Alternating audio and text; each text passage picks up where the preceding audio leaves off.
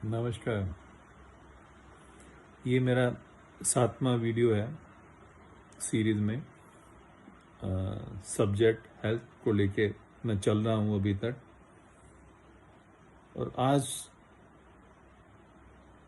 विषय जो होगा हेल्थ में, एक क्योंकि मेजर फैक्टर आता है हमारा डाइजेशन सिस्टम, हमारा खाना पीना, उससे हमारा हेल्थ सिग्निफिकेंटली अफेक्ट होता है। हमारा लीवर, पैंक्रिया, इवन स्टमक तो है ही। तो ये सारा जितना सिस्टम है, मेजर पार्ट, ये डाइजेशन, ये हमारा खान पीन के ऊपर बहुत ज़्यादा डिपेंड करता है।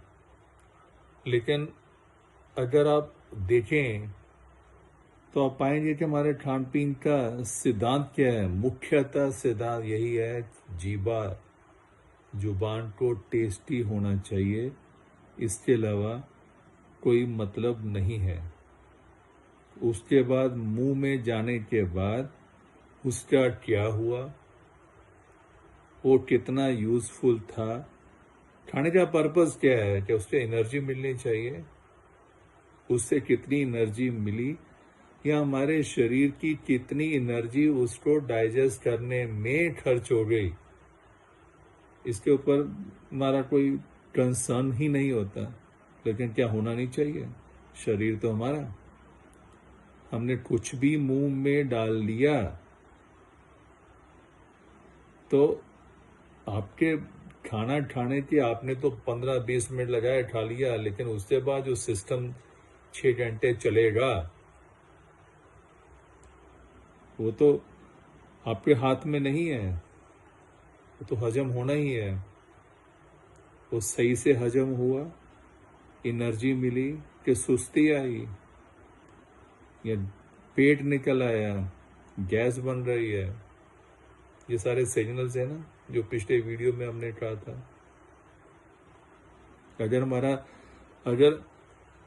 हमारा खाना खाने के बाद अगर हमें सुस्ती आ रही है, इसका मतलब ज़्यादा हमारी एनर्जी स्पेंड हुई उसको डाइजेस्ट करने में, गैस बनी है, हमारा डाइजेशन सही नहीं है, आइदर उसमें लाइफ फोर्स नहीं है, प्राण शक्ति, सिस्टम को चलाने के लिए जो एनर्जी चाहिए उसकी कमी है, सिस्टम कमज़ोर है, फटीग हो गया है, थक गया है, या सिस्टम के हिसाब से हमने उसके अंदर जो खाना दिया ओवरलोड कर दिया, इसलिए सिस्टम बैठ गया है।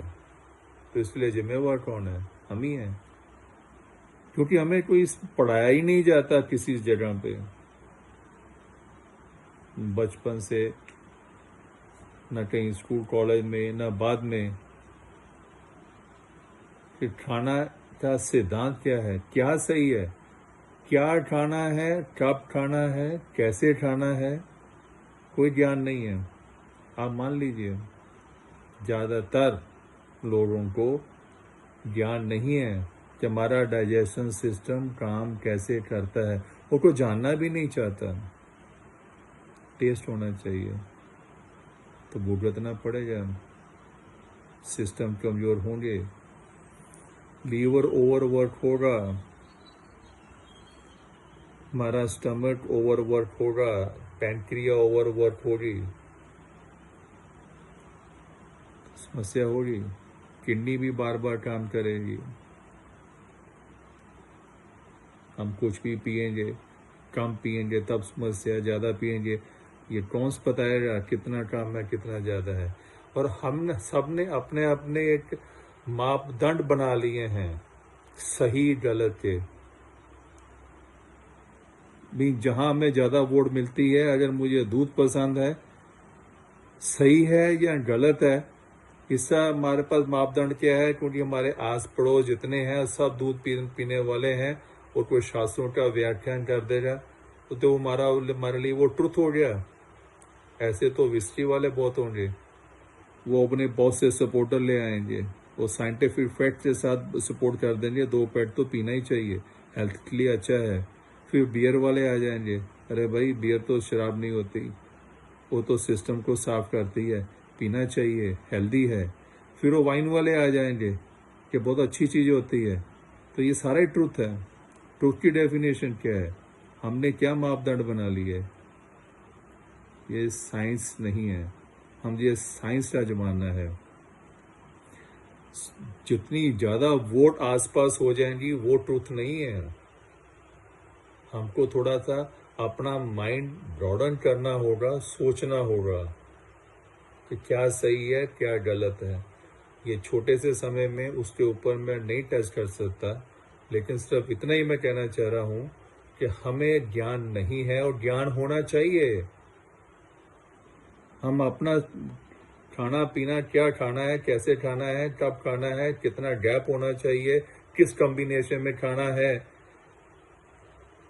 अगर इसका ज्ञान नहीं है तो इसके वजह से जो हमारे कॉन्सिक्वेंसेस जो आएंगे, अभी नहीं आएंगे, अभी जवान हैं, लेकिन इसके इफेक्ट्स तो आएंगे जो आगे चल के।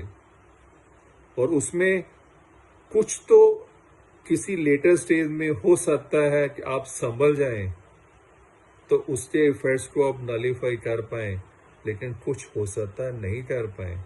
वो परमानेंट जो डैमेज जो सेट हो जाएगा, शायद वो रिकवर नहीं हो पाएगा। ज्ञान होना जरूरी है। इस विषय पे सोचिएगा। धन्यवाद।